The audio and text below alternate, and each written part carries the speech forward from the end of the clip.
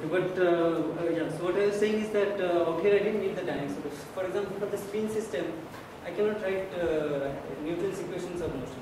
Right? I didn't even need the dynamics. I mean, I could write the spin-spin correlations without getting any information about dynamics. So, so these are like static correlation functions which do not require any knowledge of the dynamics of the system. So now I will talk about time-dependent correlation functions, and there you see that you need the dynamics is sort of important. Sorry?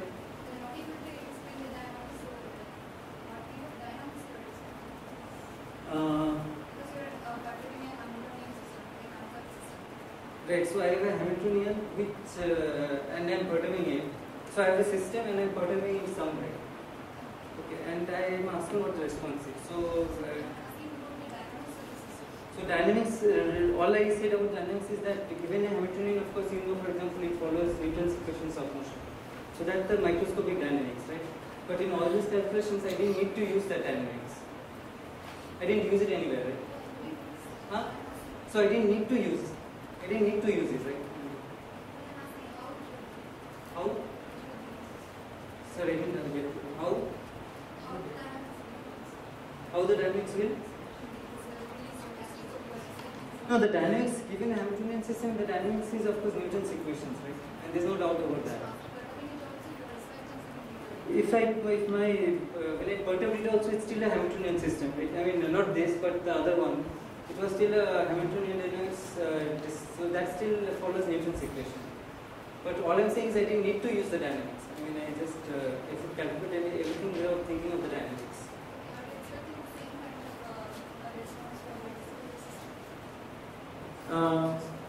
Equilibrium correlation, yeah, as far as equilibrium, this kind of correlation functions are, it doesn't matter even if you have dissipation, but as long as you have noise in the system which is equilibrium, you'll still get the same properties. Okay, so now we talk about like response to not static forces, but let's say time-dependent forces.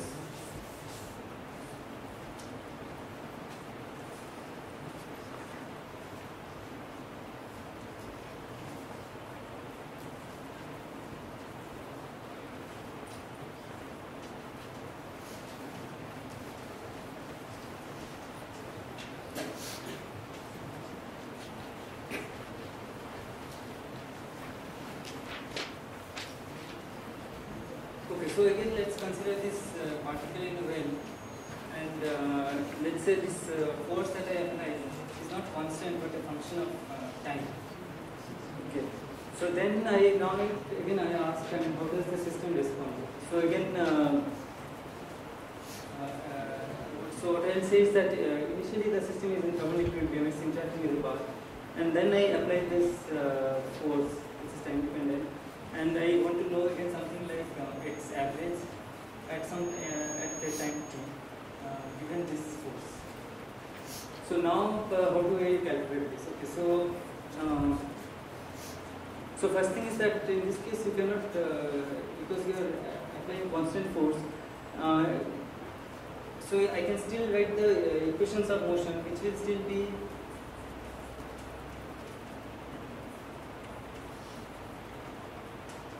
So the equations of motion of this particle is given by this,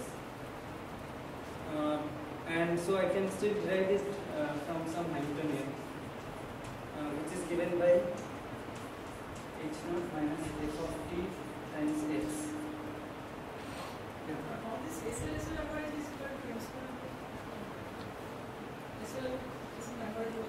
Oh, sorry. It's because m is sum over SL, right? So m square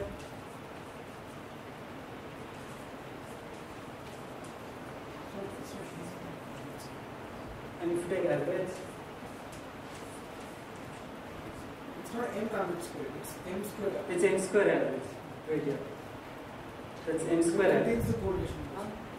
It's not uncorrelated. Right here, it's m square average, not m average square.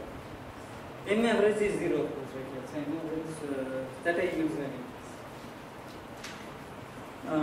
okay, so now I have this. So this is still true. I can still write a Hamiltonian which will give this. But now it's not true that if I look at some time So this is not true. The rho of xp at some time t. So one might think that maybe it's just given by e to the power minus beta.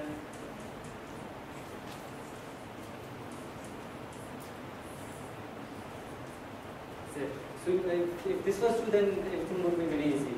But I mean, because the system will take some time to respond, so it won't be instantaneously in equilibrium with this applied field. So if I, for example, I'm going very fast, changing it very fast, obviously it can't equilibrate so fast. So therefore, one can write this. If I could write this, if I knew what the resolution was, then I could calculate everything. But I can't write this. Okay, so this is not true.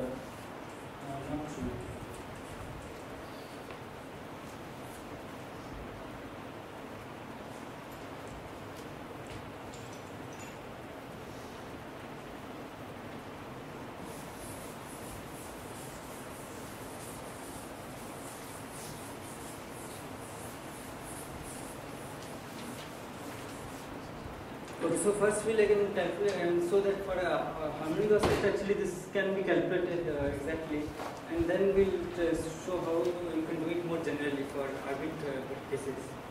Okay, so in the case of the harmonic oscillator, so you actually need to solve this equation. So basically, is this color visible? Because that chalk has kind of finished. Where there are other boxes? Oh.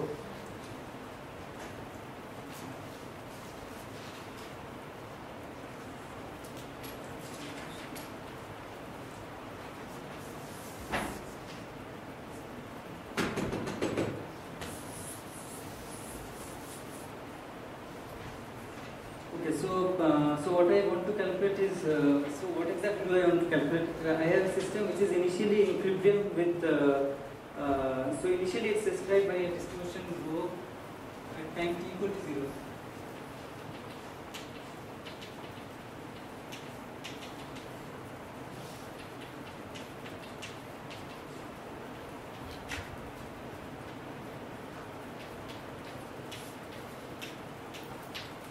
And then I apply this force, and what I want to calculate is what is xt average, then this force.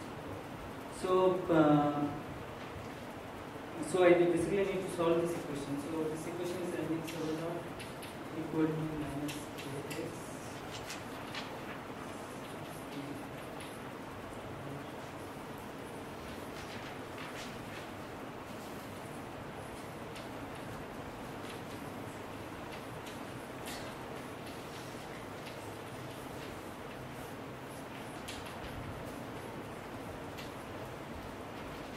So the solution of this equation is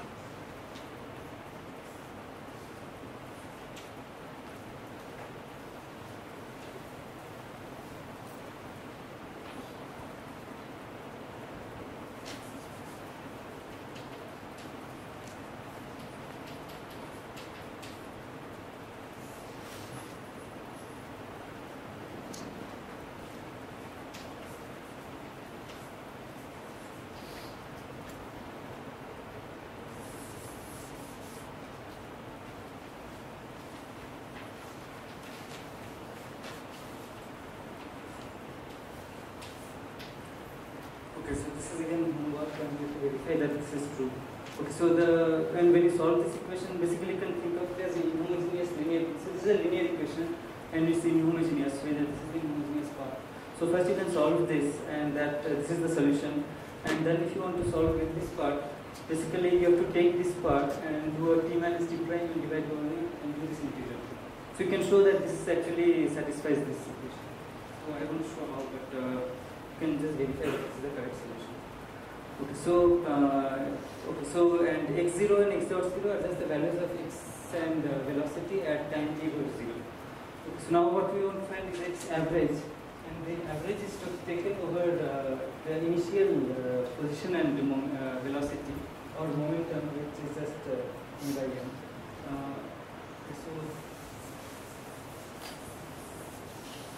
So you have to understand what exactly this averaging means. So when I do this xt average, what I mean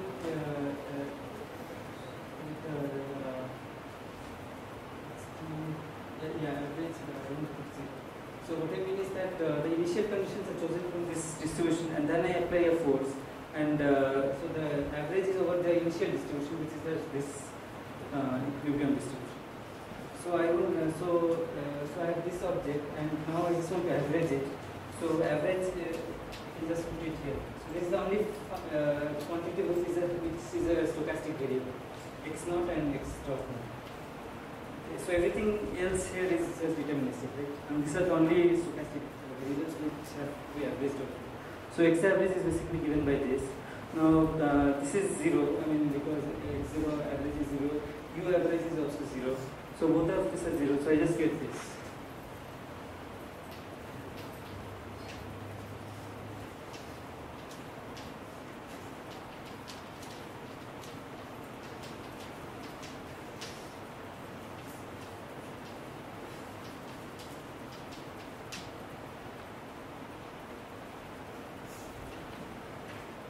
So this I can write as 0 to 50.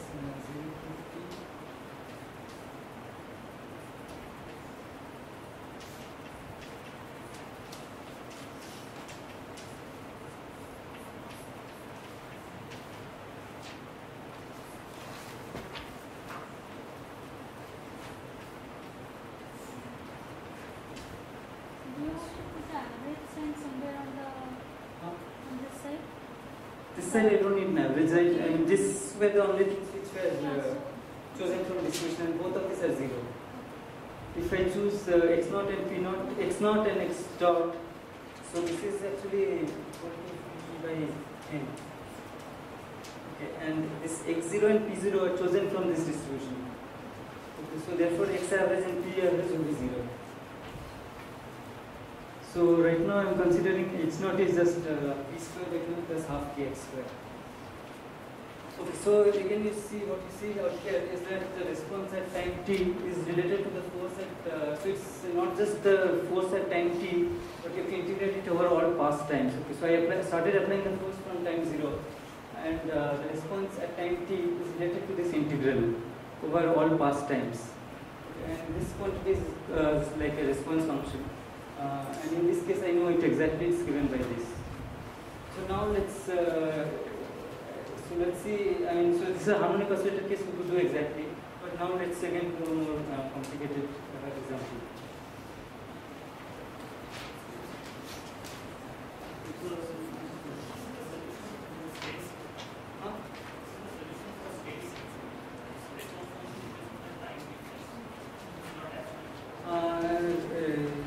We are saying why is it just t minus t prime?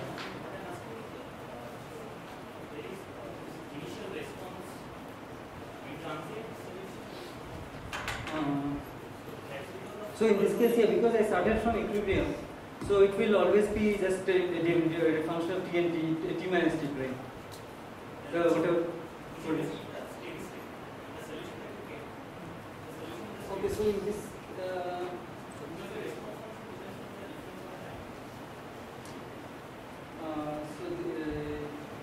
So eventually I will be interested in steady state case. This case actually I didn't say anywhere steady. So usually steady state is attained at long times, right? But here I didn't really wait for long times. I mean, right from time t equal to 0 I have been integrating. And so this is valid at any times.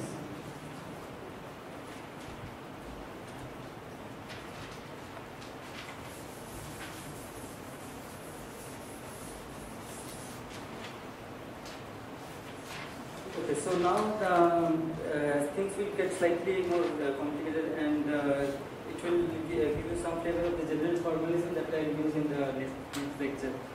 Okay, so now what we will do is that instead of, let's say, quadratic potential, we have some arbit potential.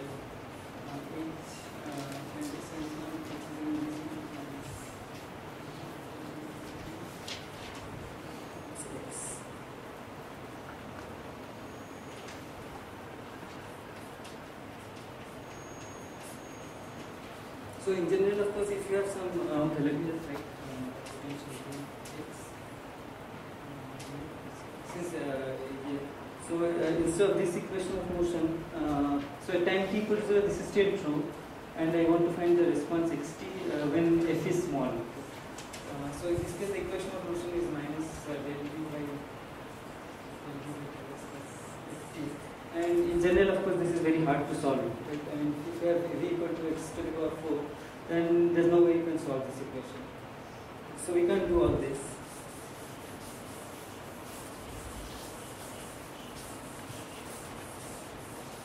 So what we try to do is again try to write the response for small forces. What we can imagine is that things will be related to like equilibrium correlation functions in the absence of A. So that's what we'll try to do. Okay, so basically you can at equal to 0, the distribution is given by rho.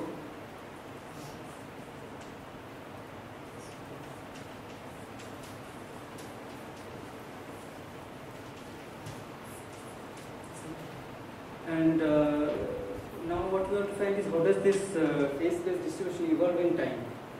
Okay, so now when you apply this, so you have changed the Hamiltonian, and starting from this distribution, we want to know what's the new distribution rho.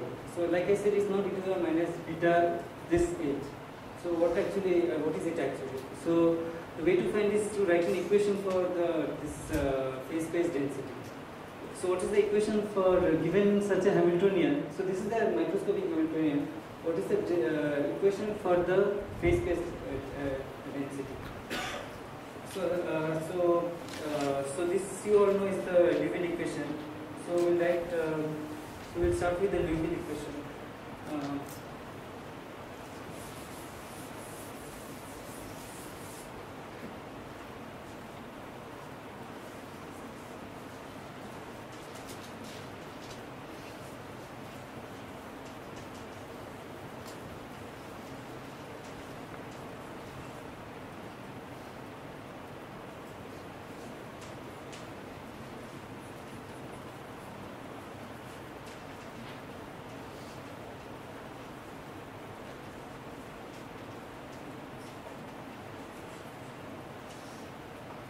The Liouville equation is actually just the equation of conservation of probability.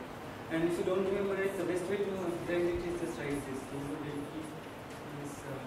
So if you have just one variable, it's just del x of x dot into rho minus del t of t dot into rho into 0. And then take this to that side and you get del dot ft.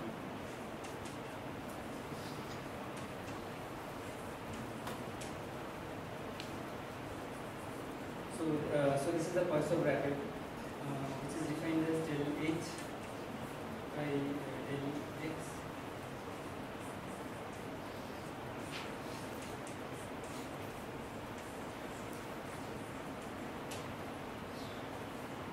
Okay, so because this is a Hamiltonian system, so now what I used is that x dot is equal to del h by del t.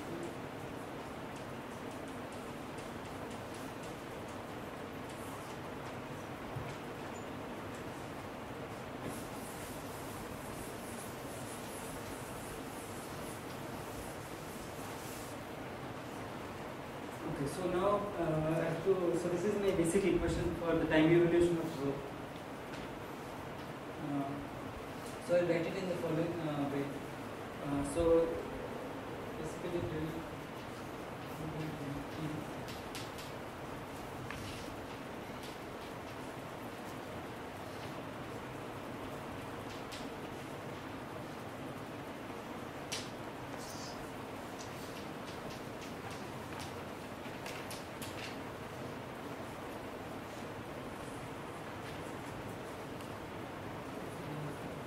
So that's my perturbation, each one. So I'll just break it up into this one.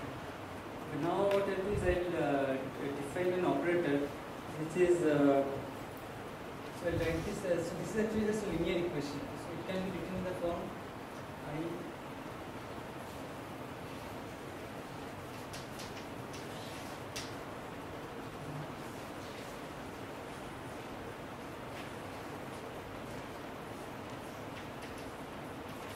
So this is just a operator which is given by x.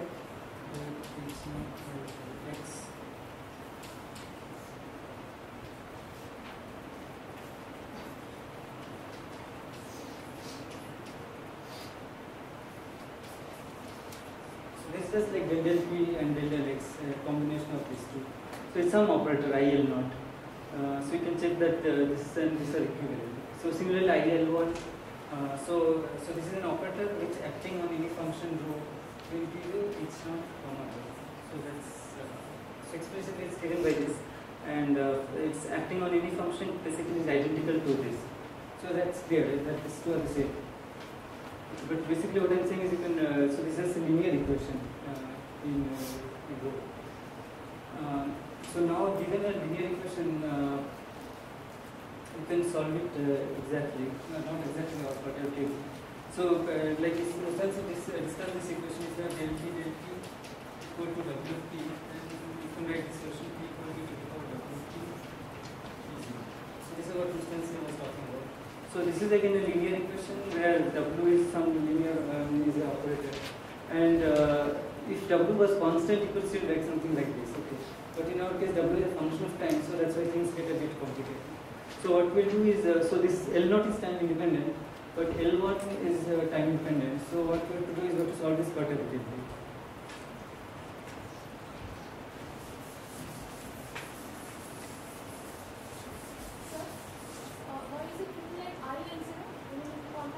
Oh, okay. So I wrote it like IL0 just to make it. So L0 is minus I times this, right? And this actually you can show that L0 is a Hermitian operator. It's like, for example, if you didn't have this, it's just like in quantum mechanics you have minus I del del x, del del p, sorry. So I del del x in quantum mechanics is Hermitian, right? But del del x is not. So I just put the I to make it Hermitian. Because I use that Hermitian. So it's actually not really necessary, but it just makes life simpler. Okay, so L0 is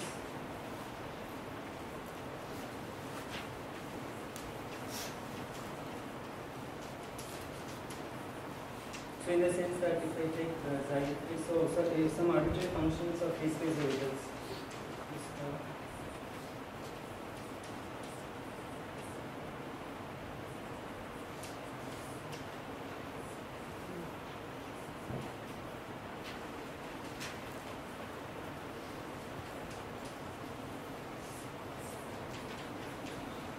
I use this definition for simplicity. So you can verify that this operator satisfies this condition. Okay, so now I have this equation L4.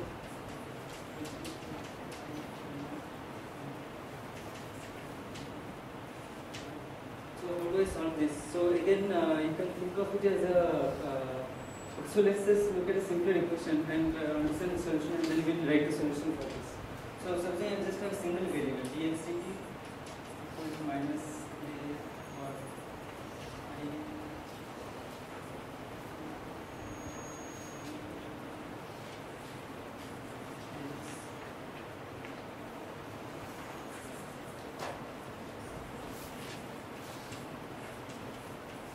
So supposing I have this equation. So what's the solution?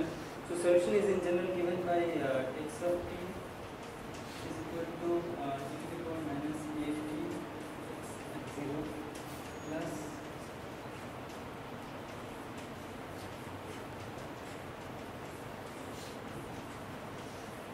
so for any a you can verify that this is an exact solution of this equation. Okay, and this is also true if instead of a single variable you have a matrix equation like dx. So if this is a vector, column vector, and you write a metric equation like minus ax as so this is again some vector t, then you can write a solution in general is equal to e to the minus a x plus some form like this. So this is again you should verify.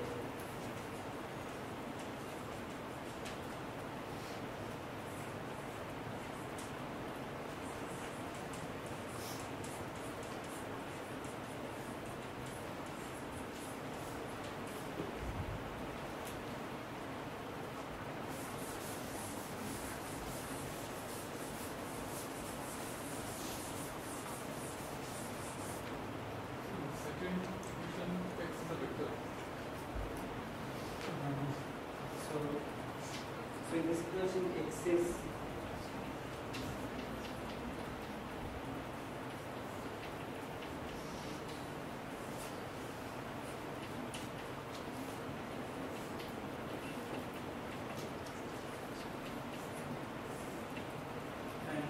this A is some n cross n functions.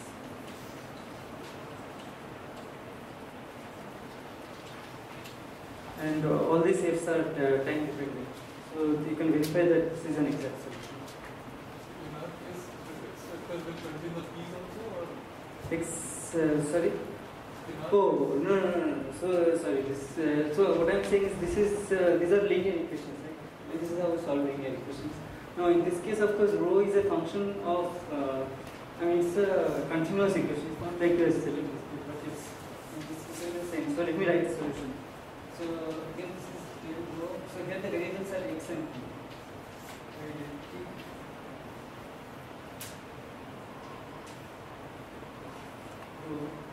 And now this term I think of it as a function of time. Okay.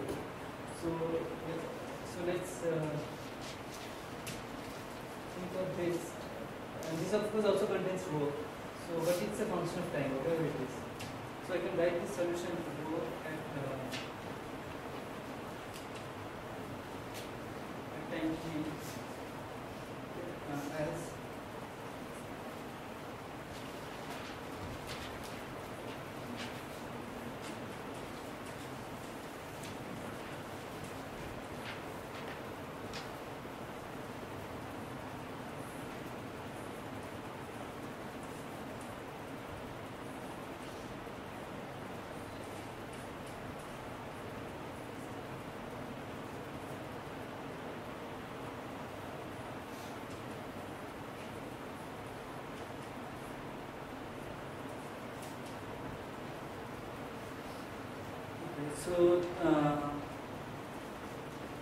so here two things. First of all, at the initial time, I have chosen it to be t naught instead of 0. So there is a reason for this, and that's related to this one of these questions someone asked. That is it in the steady state or not? So if you want the system to reach a steady state, what we do is we apply a force and wait for a long time and see in the study in the steady state. So this t naught, the initial time, I will set it to actually minus infinity at the end. So right now I'm just putting t naught. So it's just convenient. So one can also start from 0 and wait for infinity, but it's just more convenient to set t naught to minus infinity. So given it's a distribution at t naught, this is the exact solution of this equation. So right now there's no approximation, and this is exactly valid. Again, you should verify this. Does this somewhat answer your question? So here there's no matrices, right? This is just a function of x and p.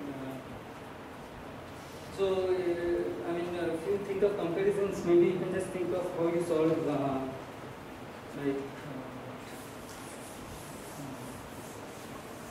the way you do perturbation theory in quantum mechanics. So this is exactly like the way you do scattering theory. So it's quantum mechanics, like you have I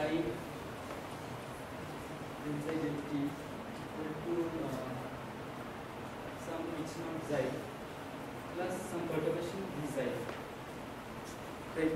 And then you know the solution, exact solution for this, and then you want to write perturbation. The way you develop a perturbation theory is that you write a solution, which looks exactly like this, and then you do a systematic perturbation theory. So the way you do perturbation theory is replace this rho t prime by rho at time t, the initial rho. Okay, and then you can do it successively, and you can in principle develop a exact series. So, but right now this is exact. I have not made any approximations.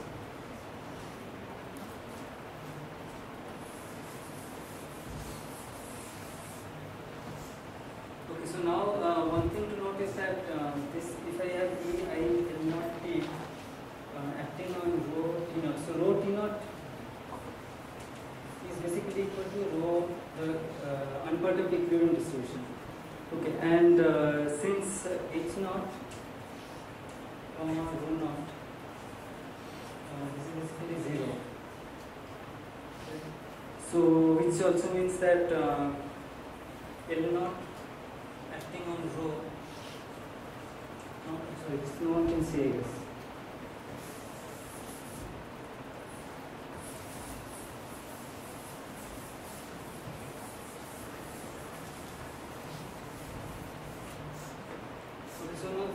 So first point to note is that e to the power I L naught t acting on rho naught is actually equal to rho naught.